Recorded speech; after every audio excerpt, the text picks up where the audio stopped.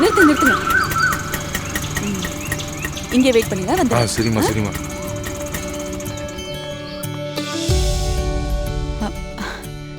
சாமி வணக்கம். வாங்கம்மா, உட்காருங்கம்மா. சரி.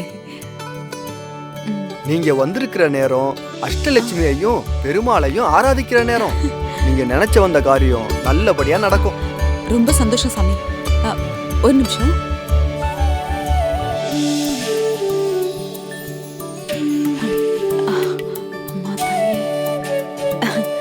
இந்தாங்க. ஓம் தத்புருஷாய வித்மஹே வக்ரதுண்டாய தீமஹி தன்னோ தந்தி பிரச்சோதயாத்.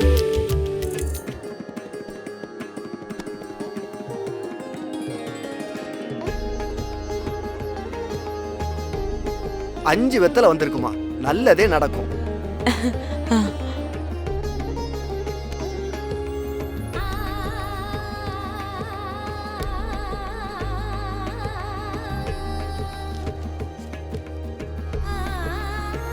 ராஜ யோகம் உள்ள ஜாதகமா இது. கூடிய சீக்கிரத்துல இந்த பொண்ணு பெரிய பணக்கார வீட்டுல ராணி மாதிரி வாழ போறா. என்ன சாமி சொல்றீங்க? நாங்க ரொம்ப சாதாரண குடும்பத்தை சேர்ந்தவங்க.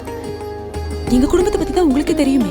ஒரு நல்ல வேலை, ஒரு வீடு, நல்ல சம்பளம், 3 வேளை சாப்பாடு, உடுத்திக்க துணி, மாசம் முழுக்க யார்கிட்டயும் கையேந்தாத ஒரு நல்ல வாழ்க்கை. இது எல்லாம் இருக்கிற ஒரு நல்ல மாப்பிள்ளையை தேடிதான் உங்களை பார்க்க வந்தேன். நீங்க என்னடான்னா என்னென்னமோ சொல்றீங்க. என்ன கார்த்தி, அம்மா திடீர்னு ஏதோ ஒரு மிடில் கிளாஸ் ஃபேமிலியில இருந்தா பொண்ணு எடுக்கிறதா சொல்லியிருக்காங்க. எடுக்கட்டுமேடா, நான் தானே கல்யாணம் பண்ணிக்க போறேன்.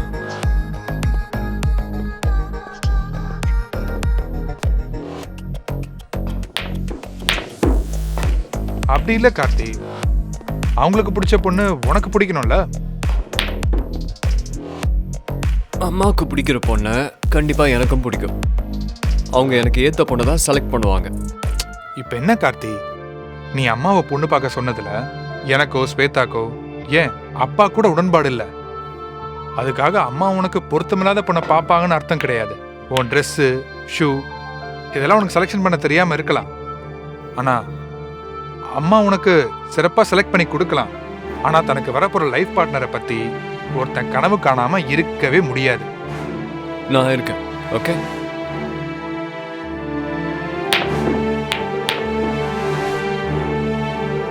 எனக்கு எந்த எதிர்பார்ப்பும் இல்லை ஜீவா. அம்மா எந்த பொண்ணு கழுத்துல தாலி கட்ட சொல்றாங்களோ அந்த பொண்ணு கழுத்துல நான் தாலி கட்டுவேன். என்னோட விருப்பங்களை விட எனக்கு என் அம்மா தான் முக்கியம். அப்படியா?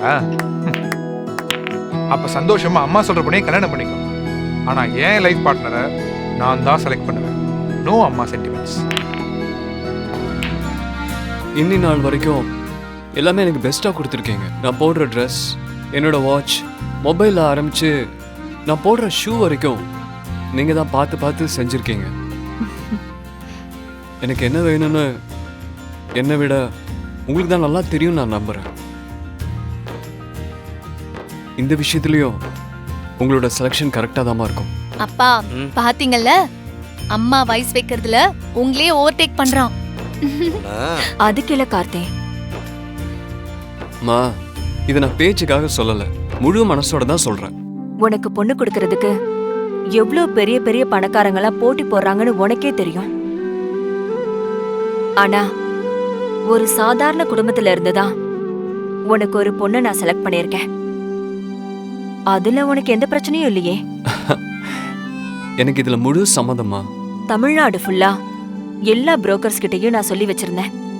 உன் படிப்பு, அழகு, தகுதி, ஜாதகம் இது எல்லாத்துக்கும் பொருந்துற மாதிரி பொண்ண பார்க்க சொல்லியிருந்தேன். அப்படி அவங்க கொடுத்த லிஸ்ட்ல அலசி ஆராய்ஞ்சு ஒரு 20 பொண்ணுங்கள்ல நம்ம ஆளுங்க செலக்ட் பண்ணி என்கிட்ட கொடுத்தாங்க. அந்த 20 பேர்ல இருந்து 3 பேரை உனக்காக நான் செலக்ட் பண்ணிருக்கேன். 3 பொண்ணுங்களோட போட்டோவும் இதுல இருக்கு. இதுல உனக்கு என்ன பொண்ணு பிடிச்சிருக்குன்னு பார்த்து சொல்லு. அதுல ஒரு பொண்ணு நீங்க ஆசைப்பட்ட மாதிரி நான் செலக்ட் பண்ணிட்டேன். கார்த்தி, உன்னோட அழகே ஜெயிக்கிறது இல்ல, ஸ்டைலா ஜெயிக்கிறதுல தான். எனக்கு ரொம்ப பிடிச்சிருக்க. சரிம்மா, அப்ப நான் வரேன். பாய்ப்பா. Bye guys.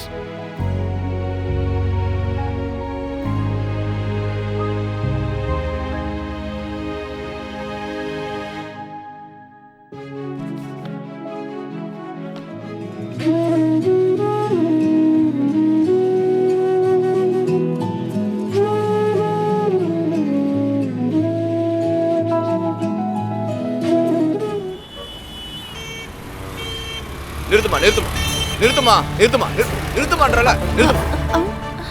எங்கம்மா எடுமா வண்டி பேப்பர் லைசென்ஸ்லாம் எடுமா. சார் ஏய், அது இரு இரு. என்ன எதுக்கு பேப்பர்லாம் கேக்குறீங்க? யார் நீங்க?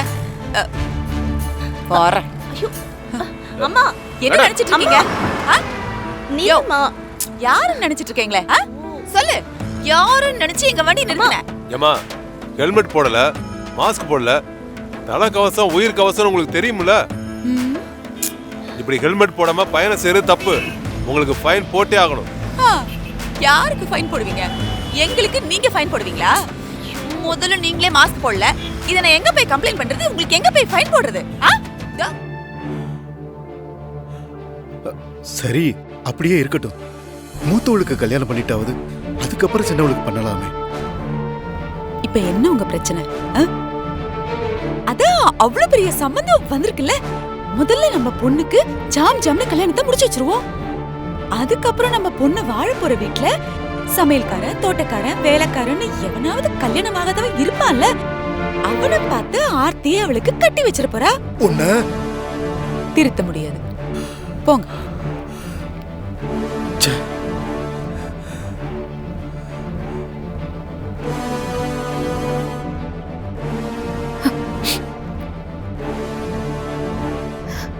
அப்பா என்னாச்சுப்பா? பாத்தியாமா, சின்ன வயசுல இருந்தே உன்னை படிக்க விடாம பண்ணி ஒரு வேலைக்காரி மாதிரி நடத்திட்டு இப்ப எப்படிலாம் பேசுற பாத்தியா? அதெல்லாம் ஒண்ணும் இல்லப்பா.